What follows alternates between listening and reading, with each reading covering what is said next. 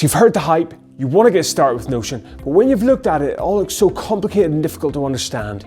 You wanted a new workspace, but you've got a whole new language. I've seen lots of comments on social media recently from people who like the idea of Notion and can see the intrinsic value, but just can't get over the hurdle and get started. And it's you that I want to help with this video. Now, if you stick with me right to the very end of this video, I will share my top 3 resources which helped me to get to where I am today, so make sure you don't go anywhere.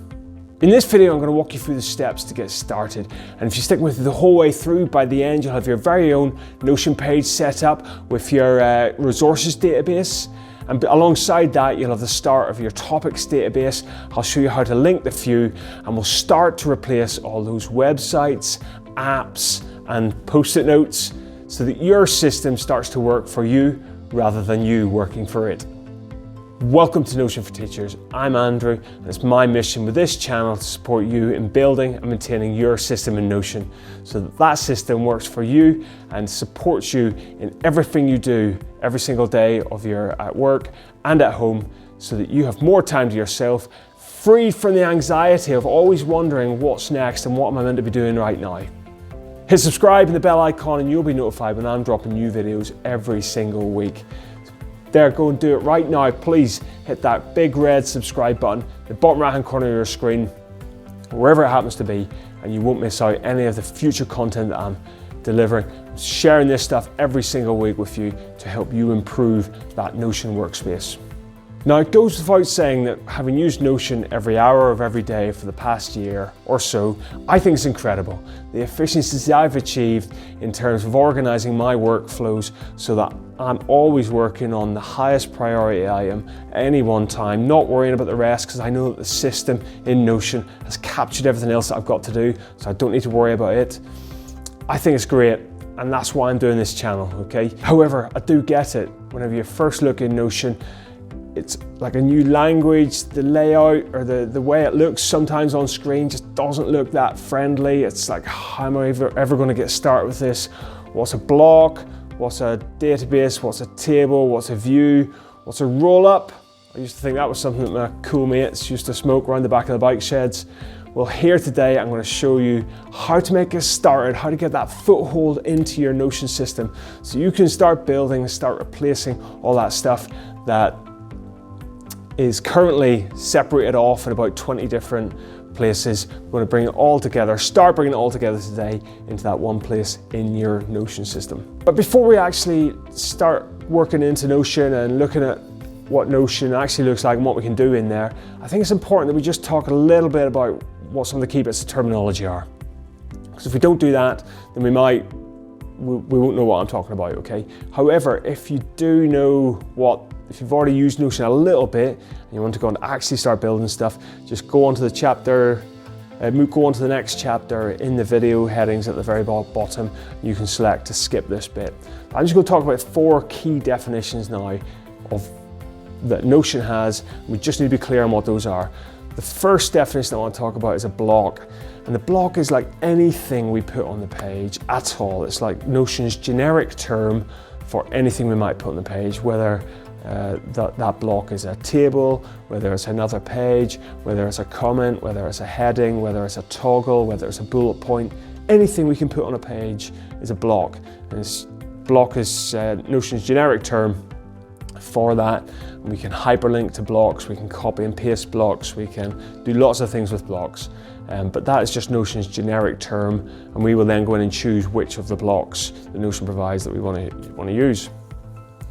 The second key thing, and you're definitely going to be making today, we're going to make a database in Notion. So the term is database, and everyone's heard of databases, but I suspect not everyone realizes that you're probably already using databases in your day-to-day life. If you've ever used an Excel spreadsheet to list student details or to list topics that you're teaching or resources that you're teaching or anything else, that spreadsheet is then a database, and because we base our data in it. And in Notion, because that database is in Notion, we've got a slightly different name for it. Notion calls that a table, and that table, Notion allows us to do so much cool stuff with it. We can change the headers, we can change the property types, in each of those columns. We can filter according to the data in any of the table, in any of the rows of the table. We can sort by any of those, the rows in that table. We can copy and paste the table to different parts of our Notion system whilst having them both synced up at the same time.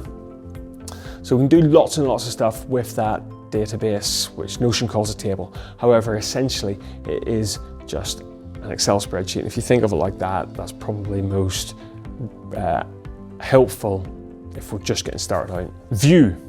A view of a Notion database is just a way that we can present the data that we've got in our database most suitably to whatever happens to be in there or whatever we're using it for. So if it's a list of student names with email addresses, dates of birth, we're probably just going to leave that in table form like it will be initially when we enter it. However, if it happened to be like resources and we wanted to see what each of the resources look like, we might be more likely to present it in gallery view or in one of the other views, so that we can actually see images which represent a bit like thumbnails, which represent each of those resources, and that would be more appropriate.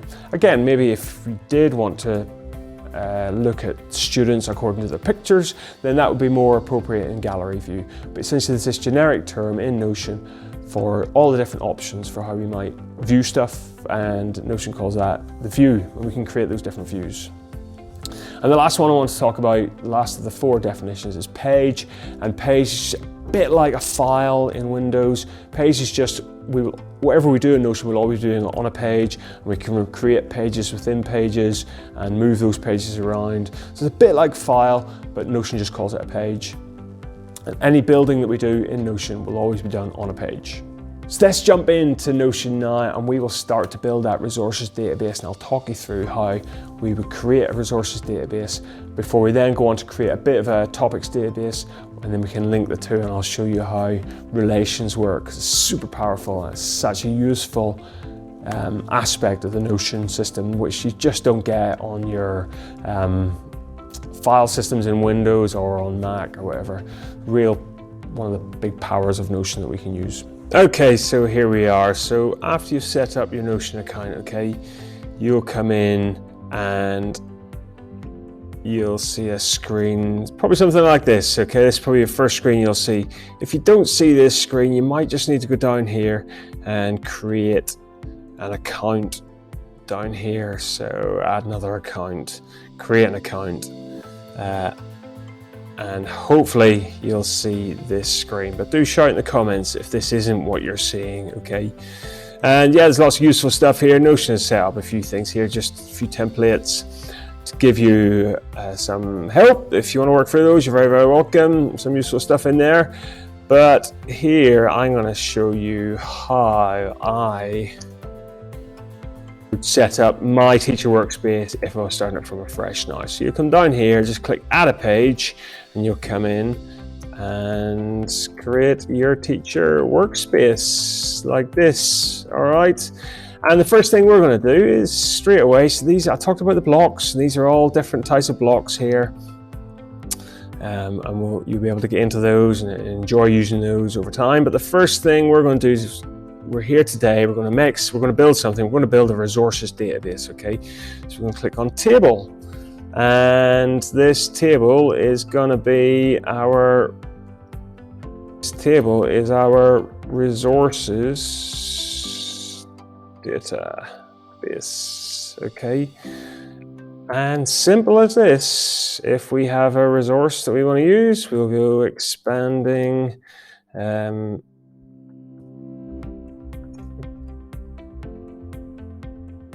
whatever the worksheet's called, expanding quadratics worksheet, and we'll certainly name it that, okay, because that's what it is. And then we can start to create our properties in our table, which is effectively the different columns. Properties is the name that Notion uses for the different columns in our table. And we can come down here, and maybe perhaps we want to be able to choose different year groups that the resource is going to be useful for. So we'll come in, select multi-select, and we'll change it to be called year groups. Okay, and the first time when we come in, we'll come in and say, right, this is good for years 9, enter, 10, enter, and 11. All right. Now we had to enter those, but next time we come in, those will be provided. All right. And we could go in there and we could change the color for each of those if we were so inclined. So we make blue 9, maybe in your calendar, like your year 9 class might be blue or something like that. So you can change those, which is great. I would often come in here and say, right, this worksheet is going to be a particular type of worksheet. So I'll change that column. I've gone to select. The select property is that there's only one option. So it can only be one type of worksheet. However, multi-select means that we can choose different properties for that particular column. So different year groups, because a worksheet might be applicable to different year groups. So I'm going to go multi-select, or select, I'm only going to choose one. And I'm going to say type of, as in type of resource. And I'm going to call that worksheets. And then I might come down here and say web app might be the next resource that I add in. Okay. And here we can come in and we can attach, because we'll be able to attach the resource into Notion. So there it is, we call that attached. We also can come in and attach an image for that. And that's useful for if we want to go into like the thumbnails option, which I did talk about earlier. Where we can display this table as a gallery and therefore view the images of the resources as opposed to just the names of them as you would view them in the table. And then lastly, we might decide that we want to link to maybe the website or to the resource. If we store our resources in Google Drive or OneDrive, for example, we might do that. Then, so that's it for now. In fact, I'll create my topic column for now, but we won't yet be able to relate to that, which I'll show you in a few seconds. Let's just quickly create another factorizing quadratics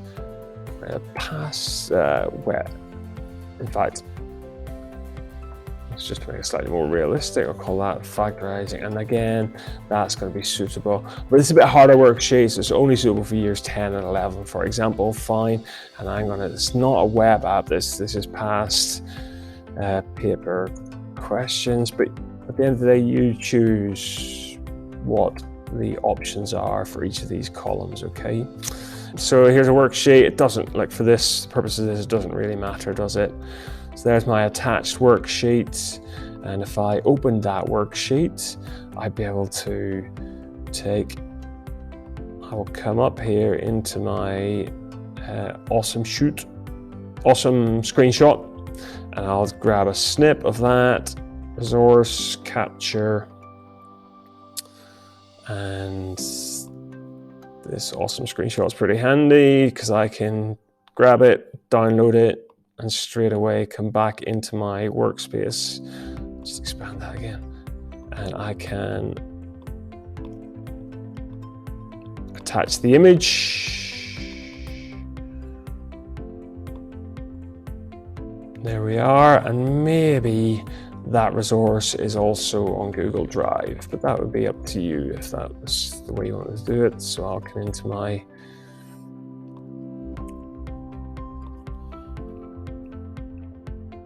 graphics, expanding, and here is the link to that resource in Google Docs. But I can come in there and I can drop that link in. I'll go back up here and unwrap the cells. So now if I wanted to quickly open that resource for whatever reason in Google Drive, just click there, there it is. So that's it. And you can populate, fill in all your resources down here and complete all your columns in your table. Okay, and just very quickly, just to show you what my actual resources database looks like, is I'm jumping between workspaces, so Notion's making me, but normally that would just be seamlessly jumping in. And my resources database has got 286 resources in it now, where I'm linking them all into the right topics and creating images, and really value this. There, lovely thumbnails of all my different images. So let me show you how we would create that in a little second. So I've dropped an image in there, and maybe I'll drop another image.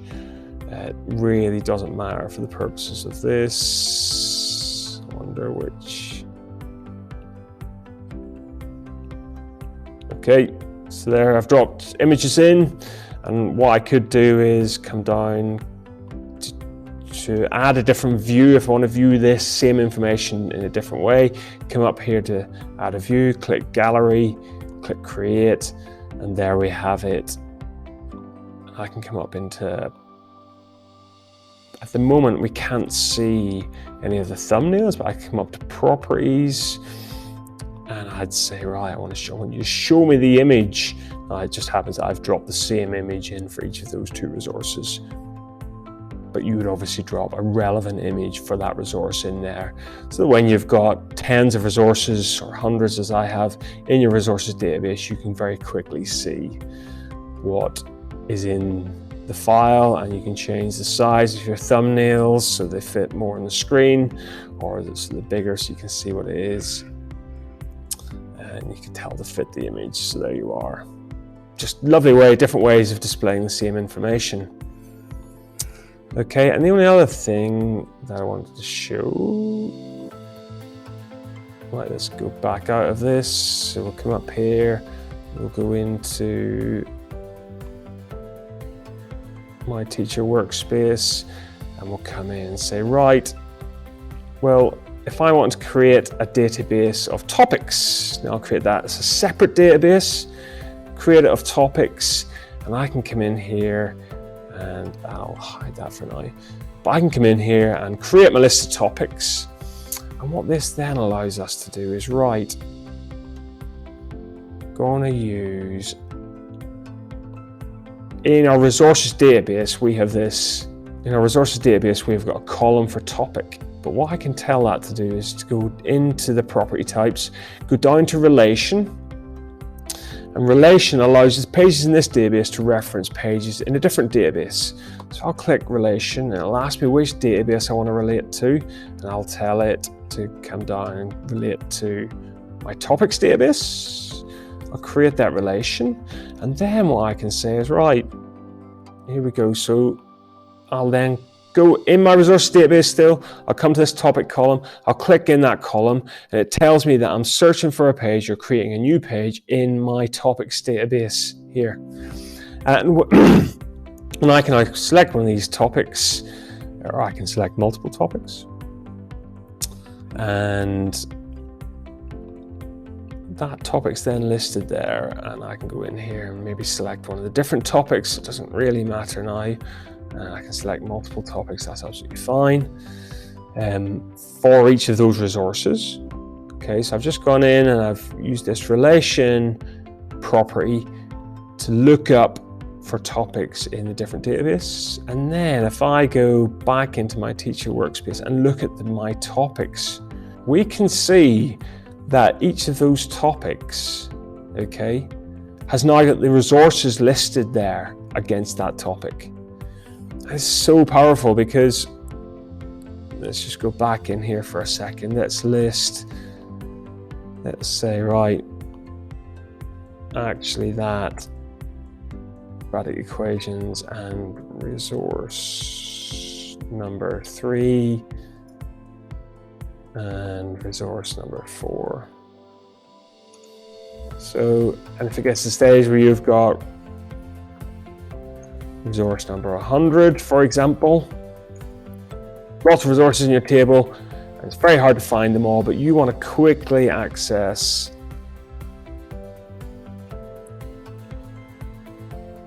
quadratic equations. So we've got multiple resources here for quadratic equations. Okay, that's what I'm showing you.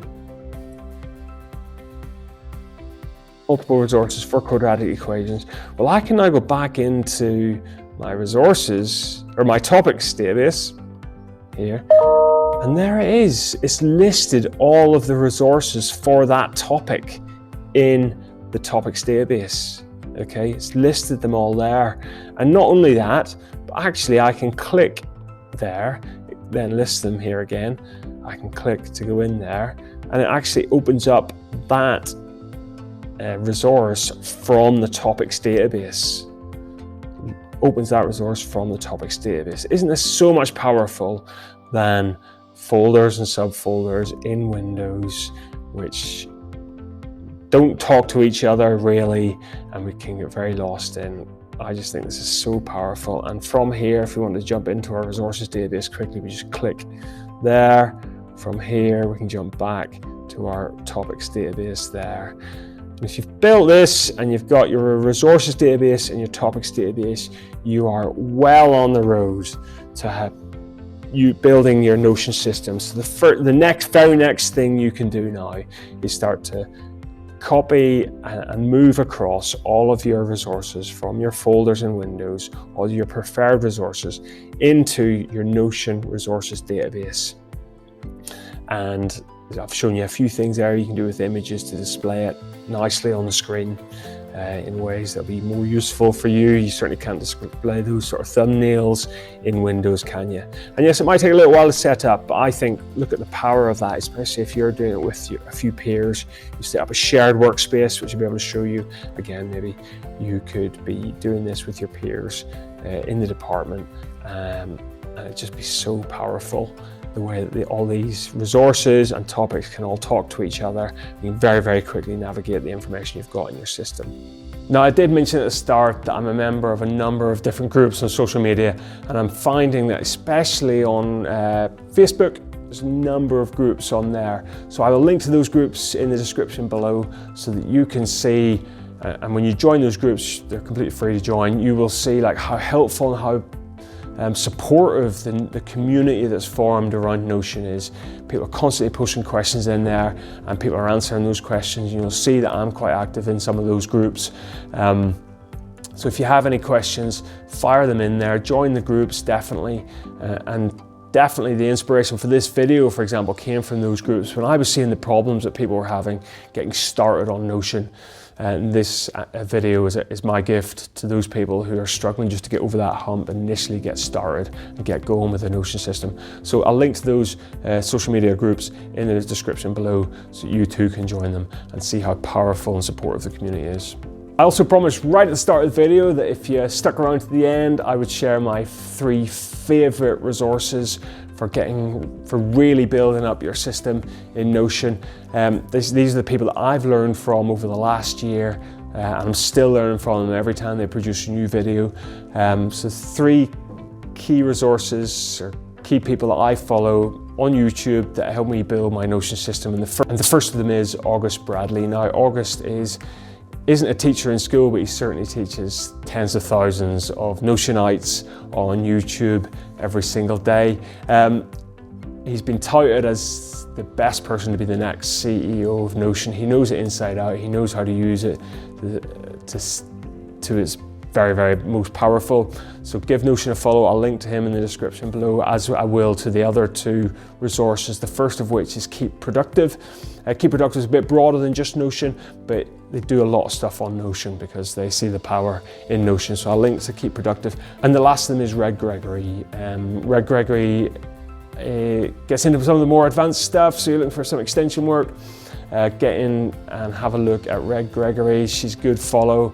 She's really good at building some of the stuff. She thinks a lot about how Notion can be used in ways that I just don't see anyone else doing. So some really interesting work that she's doing in terms of building systems and uses of Notion, which I'm just not seeing anywhere else. So give those 3 a go. August Bradley, Keep Productive, and Red Gregory. Otherwise, I hope that's been a super useful video, okay? I'm really glad that you joined us today. Thank you so much. Please remember to hit subscribe and the bell icon. You've been watching Notion for Teachers. I'm Andrew. all the very best with building out the rest of your Notion system, and I'll see you again next week. Thanks a lot.